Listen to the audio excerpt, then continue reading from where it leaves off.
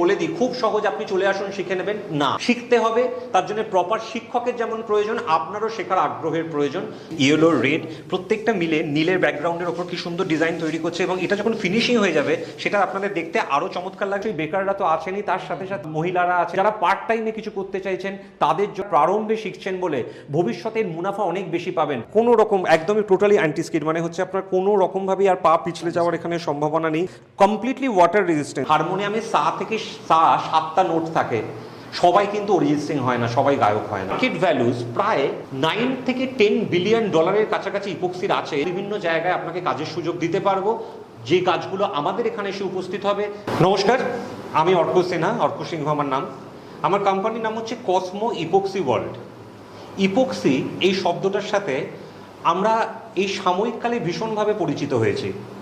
ইন্টারনেটে, ফেসবুকে, ইনস্টাগ্রামে, টুইটারে সমস্ত জায়গায় বিভিন্ন রকম আমরা ফ্লোরিংয়ের ডিজাইন দেখতে পাচ্ছি। সেই ডিজাইনগুলো আমাদের চোখ টানছে এবং আমাদের ইচ্ছা হচ্ছে যাতে আমরাও নিজেদের বাড়িতে সেগুলো করি। সেই ডিজাইনের মধ্যে যেমন দেখতে পাচ্ছি অনেকটা মার্বেল ফিনিশের মতো ঝকঝকে ডিজাইন, যেগুলো বিভিন্ন রঙের।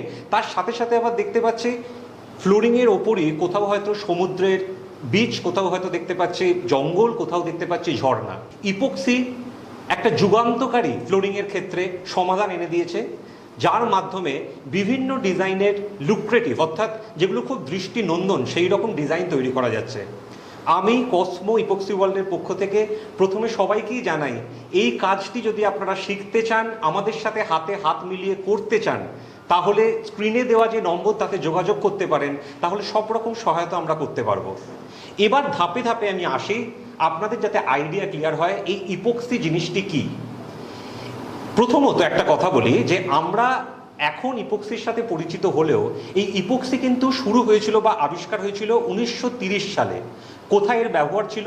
তখন মূলত এর ব্যবহার ছিল মেরিনে, এরোস্পেসে, এছাড়া ইন্ডাস্ট্রিয়াল বিভিন্ন সেকশনে, যেটি আস্তে আস্তে তার বাজারে ক্রমবর্ধমান চাহিদা অনুযায়ী আজকে আমাদের বাড়ির ভিতরেও ঢুকে পড়েছে। শুধু বাড়ির ভিতরে নয়, তার সাথে সাথে বিভিন্ন restaurant, shopping mall, car parking area, বিভিন্ন সেলুন, এই সমস্ত জায়গাতেও কিন্তু ইপক্সির ব্যবহার দেখা দিচ্ছে। ইপক্সি কি? ইপক্সি হচ্ছে সাধারণত দুটি উপাদানের মিশ্রণ, একটি হচ্ছে রেজিন, অপরটি হচ্ছে হার্ডেনার, যেটিকে অ্যাক্টিভেটর বলা হয়। যখন এই রেজিন এবং হার্ডেনার মেশানো হয়, তখন পলিমারাইজেশনের মাধ্যমে স্বাভাবিকভাবে একটি রাসায়নিক বিক্রিয়া ঘটে, যার ফলে একটি অত্যন্ত মজবুত, ডিউরেবল একটি ফ্লোরিং সিস্টেম তৈরি হয়। এটি একটি হার্ড প্লাস্টিক টাইপ মেটেরিয়াল গঠন করে, যেটি কিন্তু খুব সহজে আর কোনো রকমভাবেই ভেঙে যাওয়ার স্কোপ থাকে না। এটি এতটাই শক্তিশালী একটি মিডিয়াম গঠন করে, যখন রেজিন আর হার্ডেনার মিশে যায়, তখন কিন্তু তার উপর যদি আপনি ভারী জিনিস ফেলেও দেন, তাহলে কিন্তু সেই ফ্লোরিং সিস্টেমটা আর ভাঙবে না। এছাড়া ইপক্সির সুবিধে কি? এই যে নতুন যে রাসায়নিক উপাদানটি গঠন হলো মেঝের ওপর, এটি কিন্তু সিমলেস। সিমলেস কথাটির মানে কি? সাধারণত আমরা যে বাড়িতে টাইলস ইউজ করি বা মার্বেল ইউজ করি বা অন্যান্য যে সমস্ত ফ্লোরিং সিস্টেম আছে, সেখানে কিন্তু অনেক জয়েন্ট থাকে।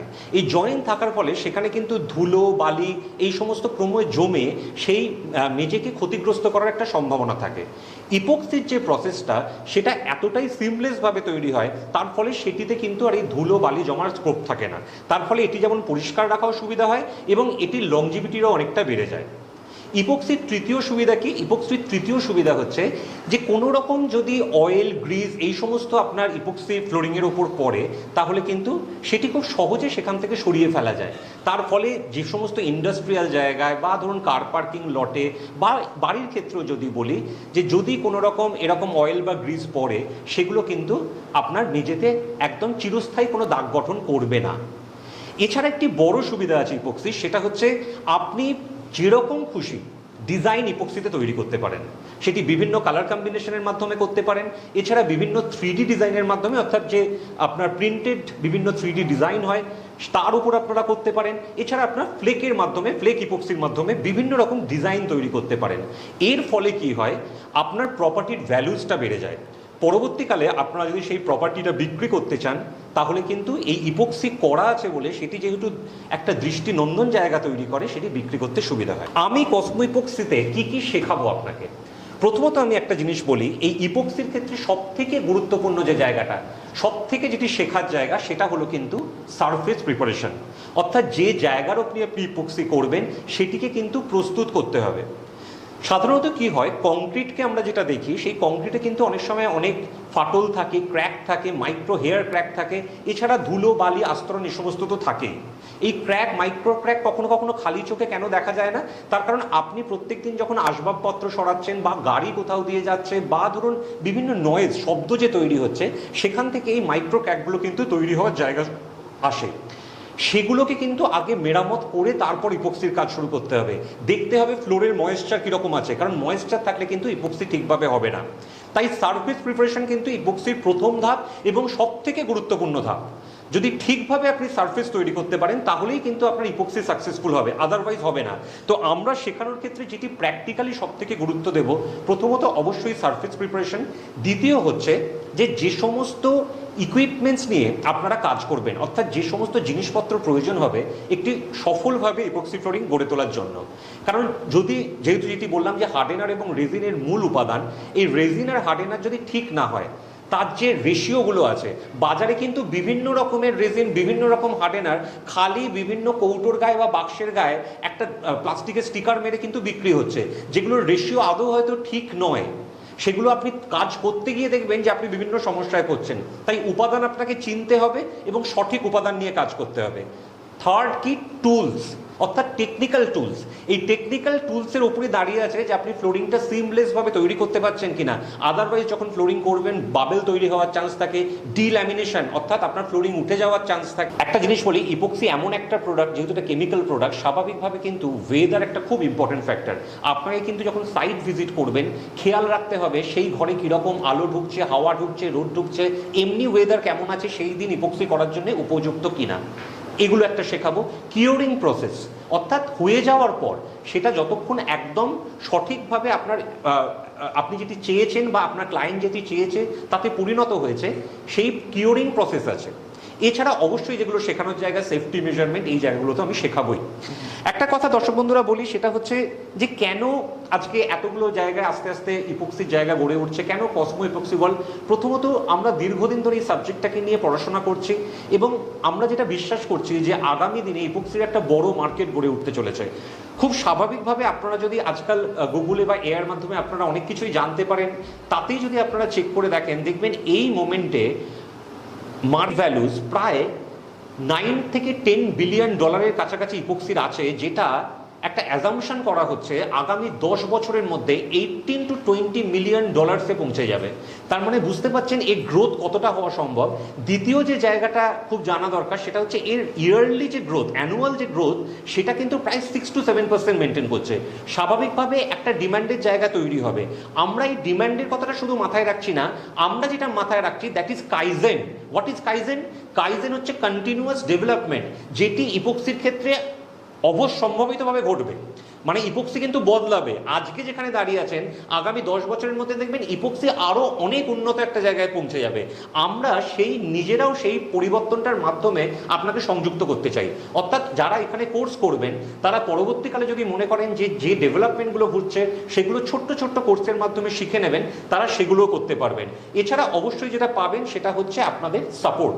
আপনাদের যেখানে আপনারা কাজ করতে যাবেন এই কাজটি শিখে, সেখানে যদি আপনারা কোনো সমস্যার সম্মুখীন হন বা ম্যান পাওয়ারের প্রয়োজন হয়, সেটি আপনারা আমার থেকে পাবেন। আর কি পাবেন? আরেকটি যে জিনিস পাবেন সেটি হচ্ছে আমরা বিভিন্ন জায়গায় আপনাকে কাজের সুযোগ দিতে পারবো। যে কাজগুলো আমাদের এখানে এসে উপস্থিত হবে, যারা এখান থেকে ভালোভাবে কাজ শিখে আমরা যখন মূল্যায়ন করব, সেই সঠিক মূল্যায়নের মাধ্যমে তারা যখন পরীক্ষায় পাশ করতে পারবে বা আমরা মনে করব তিনি উপযোগী, তাকে আমরা সেই কাজের সুযোগ দিতে পারবো। আরেকটি যে জায়গা আমি শেখাতে পারবো সেটি হচ্ছে বাস্তবতা। এই বাস্তবতাটা কি? বাস্তবতাটা হচ্ছে বিভিন্ন জায়গায় আপনারা দেখবেন খাতায় কলমে বোর্ডে ক্যালকুলেশন করে ইপক্সি শেখানো হচ্ছে, কিন্তু প্র্যাকটিক্যাল ট্রেনিং দেওয়া হচ্ছে না। আমি আপনাকে বলতে পারি যে অমুক রান্নাটা করতে গেলে অমুক অমুক জিনিস লাগে, আপনি কিন্তু রান্নাটা সঠিকভাবে করতে পারবেন না যদি না নিজে হাতে করে সেটি দেখেন বা শেখেন। আমি এখানে যে আপনাকে সার্ভিসটি প্রোভাইড করব সেটি হচ্ছে ইপক্সি আমি নিজে হাতে আপনাকে করে দেখাবো। তো এইগুলোই মূলত আমি আপনাকে প্রোভাইড করতে পারবো। তারপরে যেগুলো আছে অবশ্যই কস্টিংয়ের জায়গা, সাইট ভিজিট কী করে করতে হয়, ক্লায়েন্ট হ্যান্ডলিং কী করে করতে হয়, কী করে প্রোডাক্ট আপনারা নির্বাচন করবেন, এবং সর্বোপরি সেফটি মেজারমেন্টের জায়গা। আমি বিভিন্ন ভিডিওস বিভিন্ন জায়গায় দেখছি যেখানে বলা হচ্ছে এটি ভীষণ একটা সহজ প্রক্রিয়া, মানে সবাই করতে পারবে। না বন্ধুরা, ইপক্সি না শিখে করলে আপনি করতে পারবেন না। এর জন্য আপনার টেকনিক্যাল নলেজ প্রয়োজন, কিভাবে করবেন সেটি জানা প্রয়োজন, কতটা অনুপাতে করবেন জানা প্রয়োজন, এবং শেখা প্রয়োজন, এবং প্র্যাকটিসের প্রয়োজন।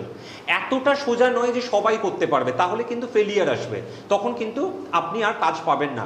জাস্ট আপনাকে কনভার্ট করানোর জন্য আমি যদি বলে দিই খুব সহজ আপনি চলে আসুন শিখে নেবেন, না, শিখতে হবে। তার জন্য প্রপার শিক্ষকের যেমন প্রয়োজন, আপনারও শেখার আগ্রহের প্রয়োজন, তবেই কিন্তু আপনি সফল একজন ইপক্সি টেকনিশিয়ান হয়ে উঠতে পারবেন। আমরা প্রথমে যেটা করছি, টোটাল আমরা একটা 400 গ্রামের প্রিপারেশন তৈরি করছি। আমরা আসছি হচ্ছে হার্ডেনার। এবার একটা জিনিস মাথায় রাখুন, প্রথম যে প্রাইমারটি আমরা তৈরি করছি, এই প্রাইমারটির ক্ষেত্রে দেখুন এটি শুধুমাত্র প্রাইমারের ক্ষেত্রে কিন্তু এই কালারটি আমাদের থাকছে।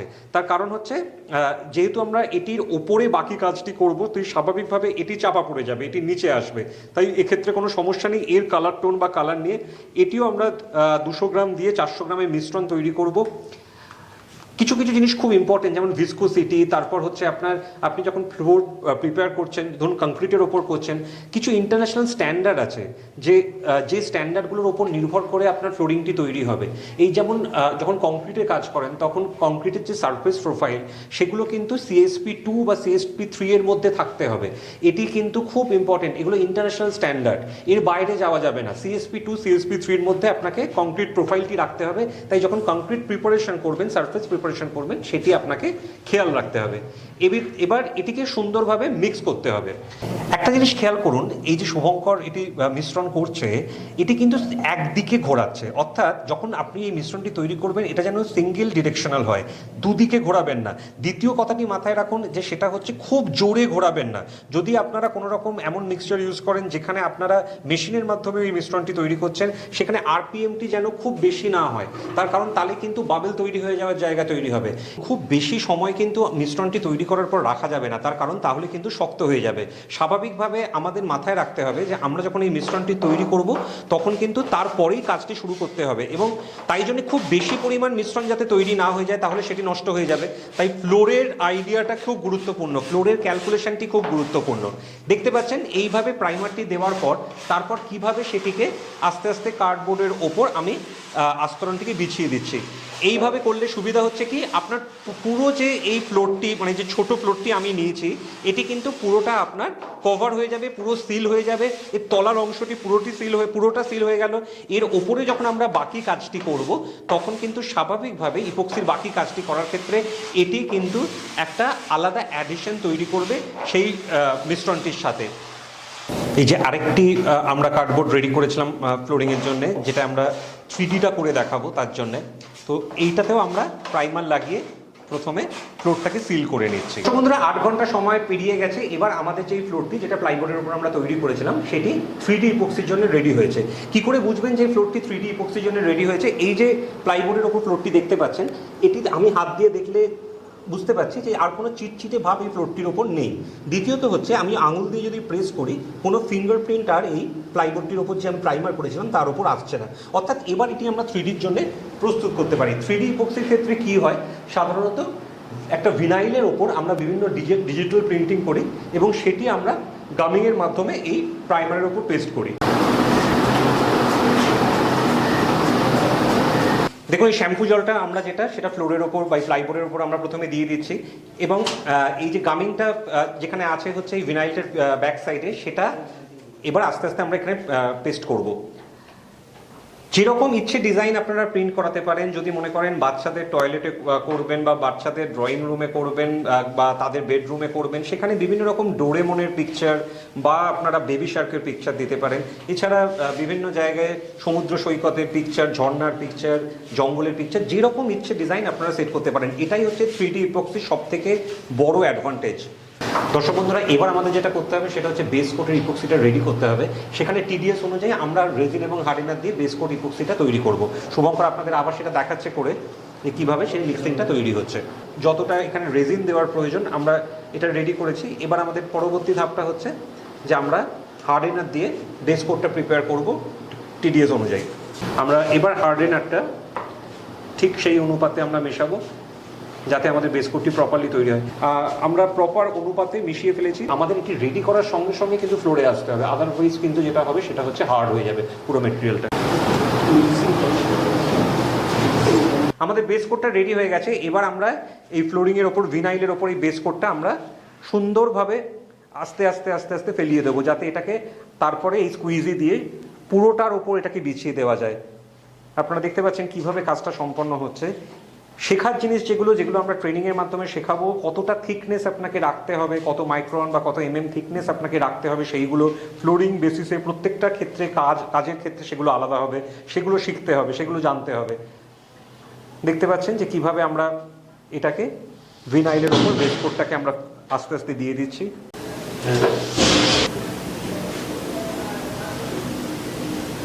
ঠিক আছে, আপনারা চাইলে স্কুইজির মাধ্যমে করতে পারেন, তারপরে আপনারা চাইলে রোলার ইউজ করতে পারেন বা শুধু রোলার দিয়েও কাজটি করতে পারেন। একটা জিনিস মাথায় রাখুন, এই আমি যেহেতু ছোট পরিসরে আপনাকে করে দেখাচ্ছি ভিডিওর জন্য, তাই আমি একটা ছোট রোলার ইউজ করছি। এই রোলার কিন্তু বিভিন্ন সাইজের, বিভিন্ন মাপের হয়, সেই অনুযায়ী অর্থাৎ কাজের পরিধি অনুযায়ী আপনি চুজ করতে পারেন যে কীরকম রোলার নিয়ে কাজ করবেন। কারণ ইকুইপমেন্টসের পারচেজ একটা ব্যাপার থাকে, তার দাম একটা ব্যাপার থাকে, সেগুলো আপনাকে কস্টিং করতে হবে। আমরা এটাকে 1 দিন বা 24 ঘন্টার জন্য ছেড়ে দেবো। নিজে থেকে ফ্লোর পুরো শক্ত হয়ে এতটাই ডিউরেবল হয়ে উঠবে যে যাতে তার উপর আপনি চলাফেরা করতে পারবেন বা যে কোনো কাজ করতে পারবেন। কিন্তু সেটার আগে আরেকটা ধাপ আছে, যেটা আমি ঠিক 1 দিন পর বলবো। 24 ঘন্টা সময় পেরিয়ে গেছে এবং আপনারা দেখতে পাচ্ছেন যে এবার ফ্লোরটা শক্ত হয়ে গেছে। আমরা এবার যেটা করব সেটা হচ্ছে যে আমরা পিগমেন্টের মাধ্যমে এবং মেটালিক এফেক্ট দেওয়ার জন্য যে মেটালিক কালার ইউজ হয় তার মাধ্যমে আমরা এই মেটালিক ফ্লোরিংটা তৈরি করব। এর মাঝে আরেকটা প্রসেসও হয়, সেই প্রসেসটা আমরা যখন লাইভ ট্রেনিংয়ের ব্যবস্থা করব সেইখানে আমরা সমস্তটাই শিখিয়ে দেবো।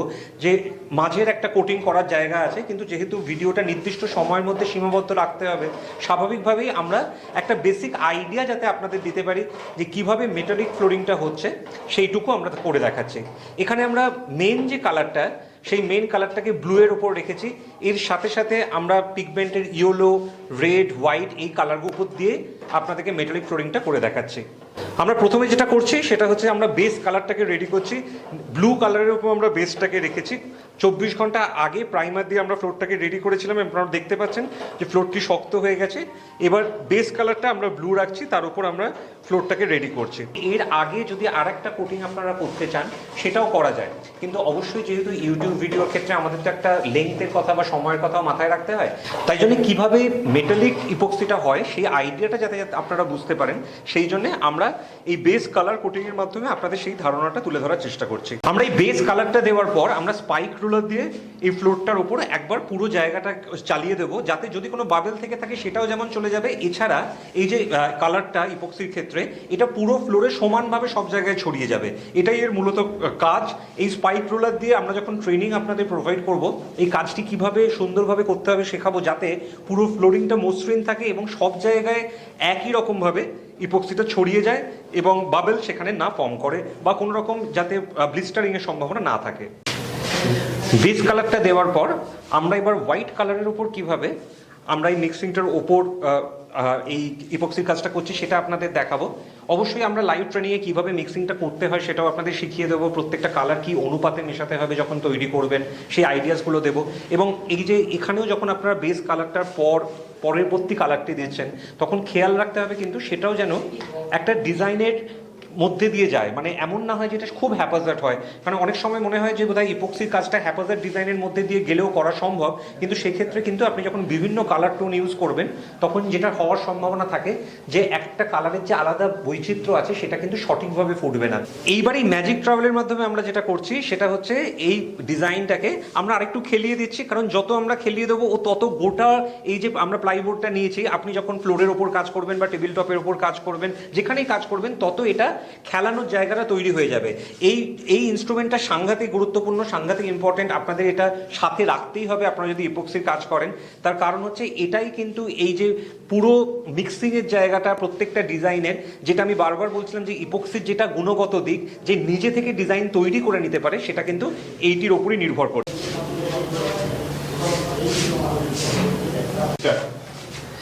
আমরা এবার দিচ্ছি রেড কালার। আপনারা দেখতে পাচ্ছেন হোয়াইট, ইয়েলো, রেড প্রত্যেকটা মিলে নীলের ব্যাকগ্রাউন্ডের ওপর কি সুন্দর ডিজাইন তৈরি করছে, এবং এটা যখন ফিনিশিং হয়ে যাবে সেটা আপনাদের দেখতে আরও চমৎকার লাগবে। কারণ এই যে ডিজাইনটা, এটা কালকে যখন আমরা একটা নির্দিষ্ট সময়ের পর আপনাদের দেখাবো, নিজে থেকে এটা আরও খেলবে।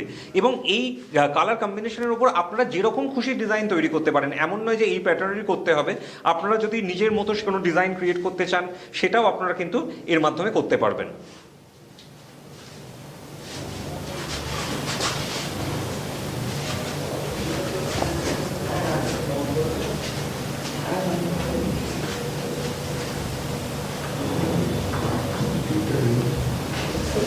দুর্দান্ত এসেছে। মেটালিক এফেক্ট দেওয়ার জন্য আমরা এবার যেটা ইউজ করছি মেটালিক কালার। তার কারণ হচ্ছে এটাকে আমরা বারবারই যেটা আপনাদের বলছি মেটালিক ইপক্সি, এবং এই যে চমকানোর ব্যাপারটা, যেটা যে ফ্লোরটা চমকাবে বা আপনার যখন লাইট পড়বে, শাইন করবে, এই মেটালিক এফেক্টটা কিন্তু মেটালিক কালারটার উপর লাস্টে চলে আসে। তাহলে আমাদের এই কাজটি কমপ্লিট হলো। এবার আমাদের 24 ঘন্টা অপেক্ষা করতে হবে। ঠিক 24 ঘন্টা পর আমরা আবার আপনাদের দেখাবো যে ডিজাইনটা কীরকম তৈরি হলো এবং ইপক্সি কাজটা কীভাবে কমপ্লিট হলো। আমরা কালকে বেস কোটটা করেছিলাম এবং দেখতে পাচ্ছি আমরা বেস কোটটা পুরোটাই এটার উপর এঁটে বসে গেছে। আমরা এবার যেটা করবো, এর উপর টপ কোট করব। আমি এবার এটার উপর টপ কোটটা দিচ্ছি।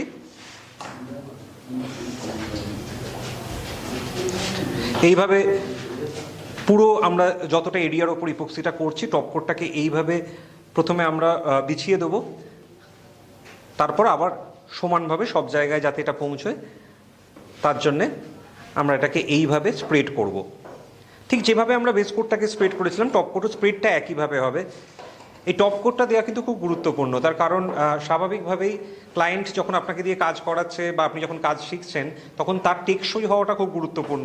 আমরা যে কোনো জিনিস যখন প্রিপেয়ার করি, রেডি করি, আমাদের মাথায় রাখতে হয় তার যাতে লংজিভিটিটা বাড়ে, বেশি দিন যাতে টেকে। তাই জন্য শুধু বেস কোট দিয়ে ছেড়ে দেওয়ার থেকে টপ কোট দিলে তার স্থায়িত্ব অনেক বেশি হবে। আমি বারবারই একটা জিনিস বলছি যে টুলসগুলো খুব ইম্পর্টেন্ট। তার কারণ হচ্ছে যে ইপক্সির ক্ষেত্রে যেমন মেটেরিয়াল ইম্পর্টেন্ট, তেমন টুলও ইম্পর্টেন্ট। এই যে টুলসটা আমরা ইউজ করছি এক্ষেত্রে নচ ট্রাভেলের টুলস, এইটি কিন্তু এই টপ কোট দেওয়ার সময় এটির মাধ্যমেই কাজ করতে হবে। যখন আপনারা ট্রেনিং করবেন কতটা থিকনেসের নচ ট্রাভেল ইউজ করতে হবে সেগুলো আমরা অবশ্যই আপনাকে গাইড করে দেবো।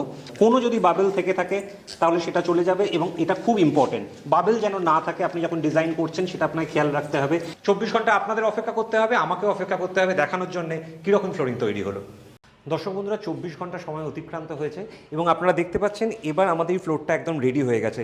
দেখুন, হাতে করে মারলেই বোঝা যাচ্ছে যে শব্দ হচ্ছে, কতটা শক্ত হয়ে গেছে। যে ডিউরেবিলিটির কথা আমরা বলেছিলাম যে একদম একটা সাংঘাতিক শক্ত মেটেরিয়াল তৈরি হয়। স্বাভাবিকভাবে আমি আপনাদের এর ওপর উঠে দেখাচ্ছি, চলে দেখাচ্ছি, যে কোনো সমস্যাই আর তৈরি হয় না। দেখুন, এবার আপনি ইজিলি এর ওপর হাঁটতে পারবেন। কোনো রকম একদমই টোটালি অ্যান্টি স্কিড, মানে হচ্ছে আপনার কোনো রকমভাবেই আর পা পিছলে যাওয়ার এখানে সম্ভাবনা নেই। স্বাভাবিকভাবে বাচ্চাদের যে এখানে অনেকে ভয় পায় যে ইপক্সির ক্ষেত্রে পিছলে পড়ে যেতে পারে, সেই সমস্ত সমস্যা হবে না। এবং গ্লসটা দেখতে পাচ্ছেন যে যেভাবে লাইট পড়বে, রিফ্লেকশন হবে, সেইভাবে আপনারা হাই গ্লস পাবেন। কমপ্লিটলি ওয়াটার রেজিস্ট্যান্স, কোনো রকমভাবে এখানে আর্দ্রতা বা ময়েশ্চার এসে ফ্লোরটাকে ভিজিয়ে দেওয়ার সম্ভাবনা নেই। তার থেকে বড় অ্যাডভান্টেজ হচ্ছে সিমলেস, যেটা আপনারা দেখলেন। এই যে জিনিসটা গোটা 3 দিনে আমি করে দেখালাম, এটা যদি একটা বড় এরিয়া হয় তাহলেও কিন্তু আপনারা 3 দিনের মধ্যেই পুরো কাজটা কমপ্লিট হয়ে যাবে। এবং যেটা একদম জয়েন্ট ছাড়া হবে, সিমলেস হবে। স্বাভাবিকভাবে জয়েন্টের ক্ষেত্রে একটা সমস্যা আমি আগে বলেছি ভিডিও শুরুতে, যে খাবারের পার্টিকেল, ফুড পার্টিকেল সেখানে জমে বা নোংরা জমে, ধুলো জমে, অনেক সময় ভাইরাস ব্যাকটেরিয়া গ্রোথ করার চান্স থাকে। বাড়িতে বাচ্চারা থাকলে, ছোটরা থাকলে, তারা অনেক সময় হামাগুড়ি যখন দেয় তখন সেগুলো তাদের হাতে লাগে, মুখে যাওয়ার চান্স থাকে। ইপক্সির ক্ষেত্রে কিন্তু এই জায়গাগুলো একদমই নেই। স্বাভাবিকভাবে এগুলো একটা বিগেস্ট অ্যাডভান্টেজ হচ্ছে ইপক্সির। আমাদের এই কসমো ইপক্সি ডিজাইনটাও যা এসেছে, মানে সাধারণত এইভাবে ডিজাইন মানে অন্যান্যভাবে করাই যায় না। না, এটা তো সব স্বাভাবিক ব্যাপার যে ইউনিক ডিজাইন, এবং এই ইপক্সির ক্ষেত্রে প্রত্যেকটা ডিজাইন আলাদা। একটা ডিজাইনের সাথে আরেকটা ডিজাইনের কোনোদিন মনে হবে না যে একদম সেম হয়ে গেল। মেটালিক ইপক্সির ক্ষেত্রে ম্যাচ করানো সম্ভব নয়, ম্যাচ করানোও সম্ভব নয়, এবং তাই জন্য আইডেন্টিক্যাল হওয়ার সামনে প্রতিটি ডিজাইন আলাদা হবে আপনার। আমার ঠিকানাটা আমি একটু বলে দিই, যারা কসমো ইপক্সি ওয়ার্ল্ডে ট্রেনিং নিতে চান, শিখতে চান কি করে ইপক্সির কাজ হয়। হাওড়া মৌরিগ্রাম রেলওয়ে স্টেশনের ঠিক পাশে হচ্ছে আমার কারখানাটা অবস্থিত, কসমো ইপক্সি ওয়ার্ল্ড। এই কসমো ইপক্সি ওয়ার্ল্ডে পৌঁছতে গেলে আপনারা হাওড়া থেকে ট্রেন পাবেন বা বাস পাবেন। বাসে যদি আসতে চান, হাওড়া থেকে 6120 বা 20 এই বাস ধরে আপনারা যদি আন্দুল রোডের ওপর মৌরিগ্রাম বা তার আগে স্টপেজ নিমতলাতে নামেন, সেখান থেকে হাঁটা পথের ডিস্টেন্স হচ্ছে কসমো ইপক্সি ওয়ার্ল্ড। স্ক্রিনে নাম্বার যাচ্ছে, সেখানে আপনারা যোগাযোগ করতে পারেন। হাওড়া থেকে পাঁশকুড়া, খড়গপুর, মেচেদা, মিদনাপুর, বালিচক এই লাইনের লোকাল ট্রেন ধরলে সাঁতরাগাছির ঠিক পরের স্টেশন মৌরিগ্রাম। সেখান থেকে হাঁটা পথে 5 মিনিট ডিস্টেন্সে। যারা আপনার দীঘার সাইড থেকে আসতে চাইছেন বাসে করে হাওড়াগামী বা কলকাতাগামী কোনো বাস ধরে যদি আলমপুর জাংশনে নামেন, সেখান থেকে আপনারা টোটো ধরে মৌরিগ্রামে আসতে পারেন এবং স্ক্রিনে দেওয়া নম্বরে যোগাযোগ করতে পারেন। এছাড়া আসাম ত্রিপুরার মানুষ যদি আসতে চান, আপনারা হাওড়া স্টেশনে এসে আমাদেরকে যোগাযোগ করবেন। এখানে খাওয়া দাওয়ার সমস্ত সুবন্দোবস্ত আছে। আমরা সব রকম ব্যবস্থা রেখেছি যাতে খাওয়া দাওয়ার কোনো সমস্যা না হয় যারা ট্রেনিং নিতে আসবে। মৌরিগ্রাম স্টেশনের আশেপাশে প্রচুর হোটেলস আছে যেগুলো স্বল্প বাজেটের, কম বাজেটের হোটেল। তার ফলে সেখানে আপনারা থাকার ব্যবস্থাও পাবেন যদি কেউ কোর্স করতে চান, যেগুলো আমাদের একটু লং ডিউরেশনের কোর্স, তারা চাইলে আসতে পারেন। আমি শেষ করার আগে কয়েকটা গুরুত্বপূর্ণ কথা বলবো। পুরো ভিডিওটা আপনারা দেখলেন, আমরা পুরো ইপক্সি প্রসেসটাও আপনাদের দেখালাম কিভাবে করতে হয়। এর ভেতরের যে আরও ডিটেলসগুলো সেগুলো অবশ্যই কোর্সে আপনারা পাবেন। কিন্তু আপনারা যেখান থেকেই কোর্স করুন, যেখান থেকেই মেটেরিয়ালস নিন, একটা জিনিস মাথায় রাখুন, সেটা হচ্ছে ইপক্সির ক্ষেত্রে কিন্তু মেটেরিয়ালস, ইকুইপমেন্টস, এই জিনিসগুলো সাংঘাতিক গুরুত্বপূর্ণ। স্বাভাবিকভাবে যদি মেটেরিয়ালস ঠিক না হয়, ইকুইপমেন্টস ঠিক না হয়, আপনার মালের মানে ইপক্সির যে ফাইনাল প্রোডাক্ট তার কস্টিংও পোষাবে না, ফিনিশিংও আসবে না এবং অনেক সময় ফেলিয়ার হয়ে যেতে পারে। স্বাভাবিকভাবে প্রোডাক্ট যেখান থেকে কিনবেন সব দিক বুঝে বিবেচনা করে দেখে কিনবেন। একটা প্যাকেজিং যখন প্রোডাক্টের দেখছেন, অনেক সময় প্যাকেজিংয়ের ওপর মিস্টেক থাকার সম্ভাবনা থাকে। স্বাভাবিকভাবে এগুলো আপনারা কিন্তু খেয়াল রাখবেন, আদারওয়াইজ কিন্তু আপনাদের যে আপনারা প্রোডাক্ট কিনছেন সেগুলো কিন্তু আপনাদের টোটাল লস হয়ে যেতে পারে। এই দিকগুলো বিবেচনা করে এগোবেন, সব দিক বুঝে তারপর এগোবেন। ইপক্সি এমন একটা জায়গায় আজকে এসছে যেটাকে আমরা আজকের পরিভাষায়, ইন্টারনেটের পরিভাষায় ভাইরাল বলি। সত্যি ইপক্সি ভাইরাল হয়েছে এবং আগামী দিনে এর একটা বিশাল মার্কেটের জায়গা তৈরি হচ্ছে। যারা আজকে ইপক্সি শিখবেন তারা কিন্তু একদম এই প্রারম্ভে, ইপক্সির যুগের যে সূচনা হচ্ছে তার প্রারম্ভে শিখছেন বলে ভবিষ্যতের মুনাফা অনেক বেশি পাবেন। তার কারণ যতই সাবজেক্টটা এগোবে, যত এর আরও অ্যাডভান্টেজ বা ডেভেলপমেন্ট করবে, আপনারা প্রথম দিকে শেখার ফলে কাজের সুযোগ অনেক বেশি পাবেন। মার্কেট এখনও সম্পূর্ণ ফাঁকা। স্বাভাবিকভাবে প্রতিটা জেলায় বা ডিস্ট্রিক্টে আপনারা যদি কাজটি ধরে নিতে পারেন, আমাদের সহায়তায়, আমাদের টিমের সহায়তায় সেই কাজগুলো আপনারা যদি করেন, তাহলে কিন্তু আপনাদের মার্কেট হুড়হুড় করে বাড়ার সম্ভাবনা আছে। শুধুমাত্র বেকারদের কথা বলবো না, অবশ্যই বেকাররা তো আছেনই, তার সাথে সাথে বাড়িতে যে সমস্ত মহিলারা আছেন তারা কিছু নতুন শিখতে চাইছেন, কাজ করতে চাইছেন, তাদের জন্যে, যারা পার্ট টাইমে কিছু করতে চাইছেন তাদের জন্যে আমার মতে একটা জিনিস শিখে রাখায় কোনো অন্যায় নেই। শিখে রাখুন, ভবিষ্যতে কাজে আসবেই। ইপক্সির দারুণ একটা দিন আসতে চলেছে। সব থেকে শেষে আপনাদের সুস্বাস্থ্য কামনা করে আপনারা ভালো থাকুন, সুস্থ থাকুন, সুন্দর মনে থাকুন, এই কামনা করে এই ভিডিওটি শেষ করছি। স্ক্রিনে দেওয়া নম্বরে যোগাযোগ করুন। আশা রাখছি কসমো ইপক্সি ওয়ার্ল্ডের সাথে হাতে হাত মিলিয়ে আমরা আগামী দিনে একটা নতুন সূর্যোদয় দেখতে পারবো। নমস্কার।